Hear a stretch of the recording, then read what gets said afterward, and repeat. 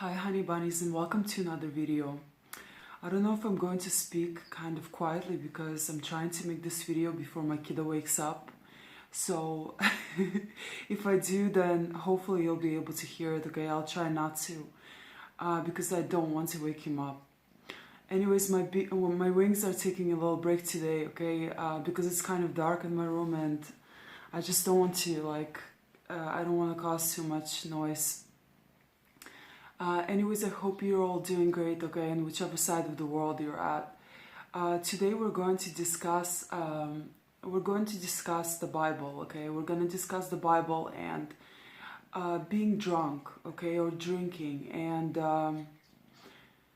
well, first of all, there's a small story that I want to talk to you about, okay, and it's about the Bible. And so when I was in San Francisco, after my spiritual awakening, I realized that I kept on encountering the Bible, okay? And something was just telling me, come on, get the Bible, read the Bible, read the Bible, you know? And I was like, I don't know why, but I was just kind of like, not fighting against it, but I had this, you know, as you guys know, I grew up very religious, right? And so religion was just forced onto me, right? And so I was kind of like forced to go to the church, right? Forced to read the Bible. And all of that forcing just created this, you know, a reverse reaction, basically, right? And almost an aversion to religion, right? And so because of that, I just...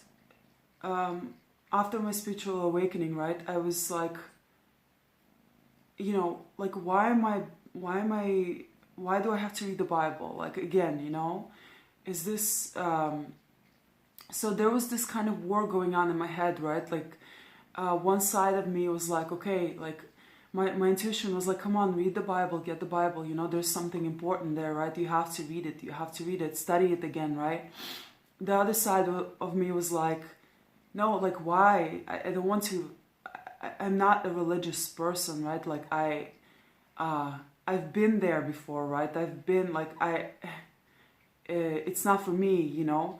And so there was this push and pull going on, you know, for a long time, right? But still, I kept on encountering the Bible, right? And so, and of course, I recognized it, right? Like, I would walk on the street, right? And then, bam, there would be a Bible on the floor. And I would look at it and it would be like, huh, no, not today, you know, so I would just like walk around it, you know, and then, you know, then I would just keep on walking, right, and then I would go somewhere and someone would hand me the Bible, and I would be like, no, that's okay, keep it, right, like, and eventually, yeah, and then another time, right, so I encountered the Bible maybe like 4 or 5 or 6 times, you know, so and I just, that it's just, this kind of just got really old for me, you know. I was like, okay, there's a message for me there, you know. I have to read it, right? It's important, right? So I have to study it again, right? I have to get into it again, and obviously it kept on just popping up, right, in my life, and I was like, okay, I can't just keep on ignoring this. This is not right, you know. I'm clearly supposed to read it again and reread it again and study it again, right? And so, but yeah, I just kept on ignoring that. And eventually I got like the real version, or not the real version, but I got like a very good Bible, right? In Jerusalem when I was there. And a guy gave it to me, you know, that I've met there, and he was a really nice guy. He was very kind, like, and he gave me a Bible, right? And we kind of exchanged like little gifts, you know. I gave him like a piece of jewelry that I had, right? And he gave me a Bible, and that was just a friendly exchange that we had, and that's it, you know, and yeah, and that's when I wanted to get into the Bible, right? I wanted to read it, I wanted to study it, right? But then when I was in my grandmother's house, the Bible just disappeared. I left it there for a while. I wanted to come back and I couldn't find it. I was asking my grandma about it, but she said she didn't see it. And I was like, how is this possible? Like, I left it in this room. Like, it was nowhere else. So I was really bummed out about that. But anyways, so that's the story about the Bible, okay? How it started popping up into my life, right? Popping into my life, and like I was just kind of really intuitively guided to read it, right? And so there's that, right? And so back to today, right? Today I definitely want to get into the Bible more. I want to read it. I want to study it, right? And I want to see what it's really, really about, right? I want to open it I want to read it with a completely different perspective and a changed one, right? That is after my spiritual awakening, right? And so this will, I want to kind of read it with opened eyes, right? And so, it will sound very, very different to whereas, in comparison to maybe reading it almost unconsciously, right? And with a limiting perspective on things and on life and everything, right? And especially with blind, sort of a blind eyes, right? Kind of like when you're reading something without the awareness of the spiritual side of you, right?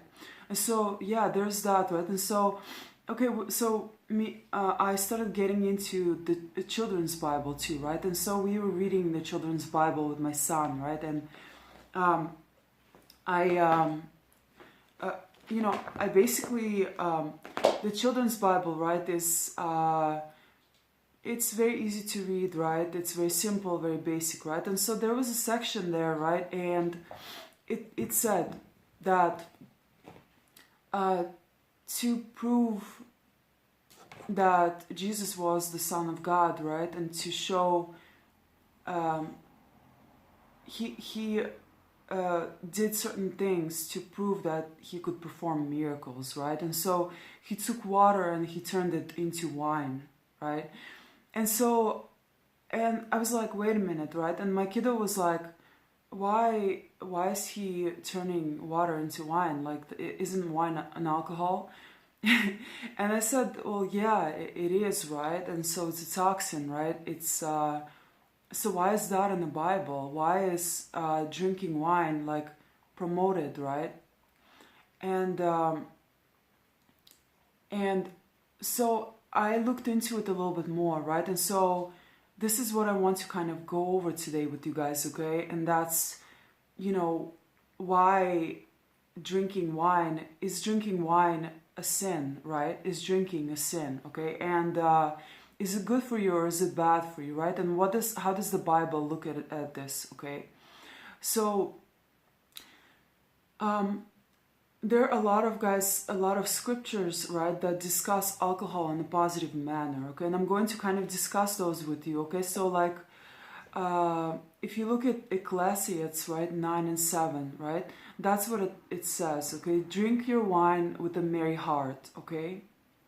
Then you can look at the Plasm 104, 14, 15, right? States that God gives wine, right, that makes glad the heart of men. Okay, so seems pretty positive to me so far, right?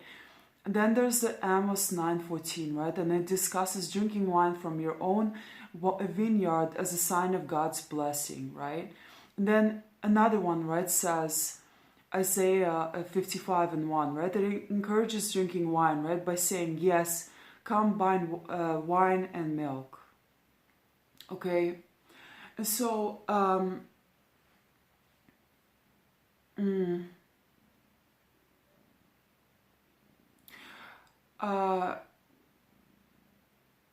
so basically, okay, guys, from the scriptures, right, it seems like, from the scriptures, it seems pretty apparent that wine was, or drinking was even encouraged, right? But here's the thing, right? While drinking in itself is not a sin, right? Drunkenness is a sin, okay? So getting drunk, right? Becoming a drunk, excess amounts of alcohol is is a sin, okay? And so there's that, right? And so that there's that contradiction there, right? And so I just kind of wondered to myself, I wondered to myself, like, why is drinking promoted in the Bible? To me, it doesn't seem to make too much sense because, you know, first of all, alcohol is a drug, right? It's a depressant, and it, spiritually speaking, it opens doors, right, to demonic possession. Okay, and for me, for example, right, I don't drink at all, right, but if I do drink, right, and even if I have just like one glass of wine, right, it makes me drunk, okay? It makes me drunk. I get drunk extremely fast, right? And so, of course, my body hasn't gotten used to drinking, right? And so, of course, it's the more that you drink, right, the more your body the more you will need to get in order to get drunk, right? But anyways, and my question is, like, why would God, right, give us alcohol if he knew that a lot of us would have the predisposition to drinking, right? Like, for example, a lot of people have alcoholism in their families, right? And so they're predisposed to, they have that gene, right? And it's kind of like the fat gene, right? If you have the fat genes, right, it can be turned off or it can be turned on, right? If you continue, like, for example, if you continue in the footsteps of your family, maybe you're not exercising, you're not eating, eating healthy, right? So your fat genes will be turned on, basically, right? Or you can keep them dormant by exercising and eating healthy, right? And so same applies here, right? If you're drinking, right? If you're not drinking, and if you're completely staying away from alcohol, right, then you're fine. You should be fine, right? So did God just leave this, up to us, like most things? I guess so, right? Maybe when it comes to, different things, I would say when it comes to healthy things, right? Moderation is key, okay? Because even too much of an unhealthy thing, right, can be too much of a healthy thing can be unhealthy, right? Like too many oranges, too many apples, too many, too much fish, right? Too many healthy things can still be unhealthy, right? You're getting too many vitamins, right? And so, too many vitamins are not good for you, right? So there has to be this balance, right? When it comes to healthy things, I think, okay? I know a lot of people will say, yeah, but there has to be a balance in everything, right? I don't agree with that in particular, right? Like a balance with unhealthy things, right? And so, yeah, are you saying I should do a little smoking, right? I should have maybe a few one-night stands here and there, right? Are you saying that, are you saying that I should have a little bit of unhealthy things too, right? I don't think so, guys. I do not think so, okay? So, when it comes to things like drugs, right, that shouldn't even be included in moderation, So I really don't know about alcohol. I don't know if I agree with this. I don't know how I feel about that section, And we did discuss this also with one of my students, And one of my students, right, he said he drank, right? And then he just started kind of making excuses for that, right? You guys, we drink, right? And then we make excuses for it, right? So there's this dissociative cognitive that happens, right? Whereas you start making excuses for something or lying to yourself about something that you did that you knew you probably shouldn't have done, right? But you're lying to yourself and then you're trying to lie to others, right? So why is it that we make excuses every time we drink, right? Why is it that we make excuses every time we drink about drinking?